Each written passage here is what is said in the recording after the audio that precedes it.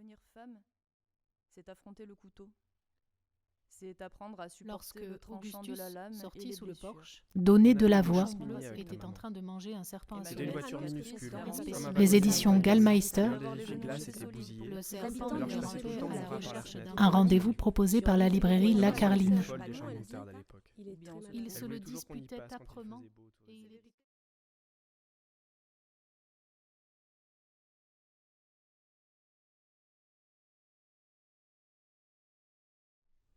On avait une Maurice Minier avec ta maman. C'était une voiture minuscule, comme un wagonnet de montagne russe, et un des essuie-glaces était bousillé, alors je passais tout le temps mon bras par la fenêtre pour l'actionner. Ta maman était folle des champs de moutarde à l'époque. Elle voulait toujours qu'on y passe quand il faisait beau autour de Davis. Il y avait plus de champs alors, moins de gens. C'était le cas partout dans le monde. Ainsi commence ton éducation à domicile. Le monde était à l'origine un vaste champ et la terre était plate. Les animaux de toute espèce arpentaient cette prairie et n'avaient pas de nom. Les grandes créatures mangeaient les petites et personne n'y voyait rien à redire. Puis l'homme est arrivé. Il avançait courbé aux confins du monde, poilu, imbécile et faible, et il s'est multiplié. Il est devenu si envahissant, si tordu et meurtrier à force d'attendre, que la terre s'est mise à se déformer. Ses extrémités se sont recourbées lentement. Hommes, femmes et enfants luttaient pour rester sur la planète, s'agrippant à la fourrure du voisin et escaladant le dos des autres jusqu'à ce que l'humain se retrouve nu, frigorifié et assassin, suspendu aux limites du monde.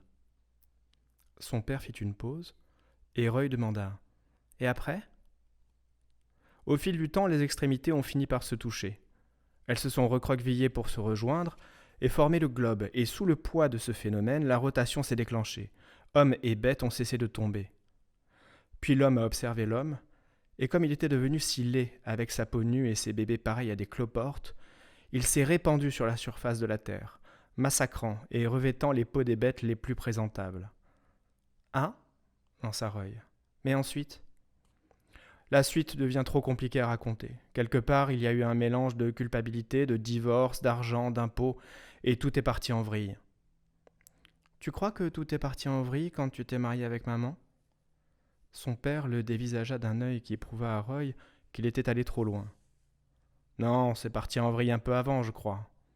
Mais difficile de dire quand. » Ils ne connaissaient pas cet endroit ni son mode de vie. Ils se connaissaient mal l'un l'autre. Roy avait 13 ans cet été-là, l'été suivant son année de 5e à Santa Rosa en Californie, où il avait vécu chez sa mère, avait pris des cours de trombone et de foot, était allé au cinéma et à l'école en centre-ville. Son père avait été dentiste à Fairbanks. Il s'installait à présent dans une petite cabane en cèdre, au toit pentu en forme de A. Elle était blottie dans un fjord, une minuscule baie du sud-est de l'Alaska, au large du détroit de Tlevac, au nord-ouest du parc national de South Prince of Wales, et à environ 80 km de Ketchikan. Le seul accès se faisait par la mer en hydravion ou en bateau. Il n'y avait aucun voisin. Une montagne de 600 mètres se dressait juste derrière eux, en un immense tertre relié par des cols de basse altitude à d'autres sommets, jusqu'à l'embouchure de la baie et au-delà.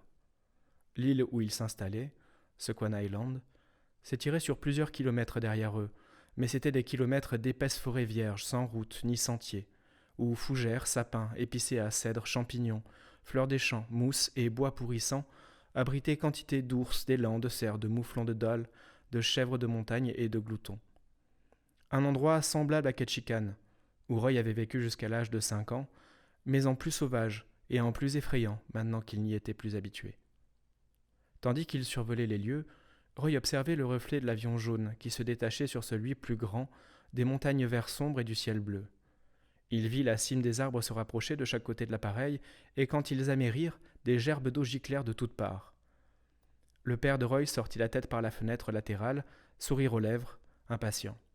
L'espace d'un instant, Roy eut la sensation de débarquer sur une terre féerique, un endroit irréel.